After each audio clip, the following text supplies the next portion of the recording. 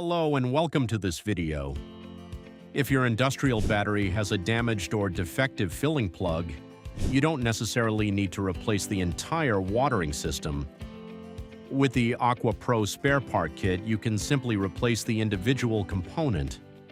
The kit is compatible with most common systems and allows you to upgrade to full Aquapro quality without the cost of a complete replacement. In this video, we'll show you step-by-step how to remove the old filling plug and install your new Aquapro plug correctly.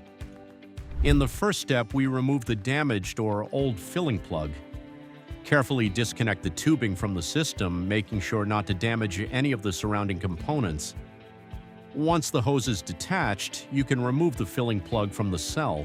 In the next step, we install the included adapter, if required. The adapter can be easily inserted into the cell opening and ensures a proper fit for the new filling plug. Make sure it sits securely and evenly before continuing. Now measure the float length using the included measuring tool.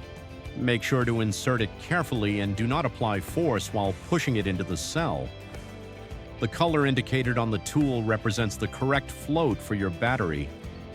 To install the float, simply clip it into place on the filling plug.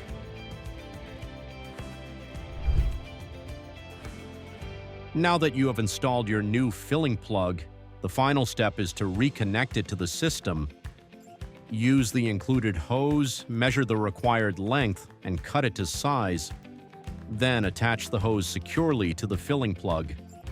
Once everything is connected, your watering system is ready to use again. If you have any questions or run into any difficulties during the installation, feel free to contact us. Our support team is always available to assist you. Thank you for watching, and we'll see you in the next video.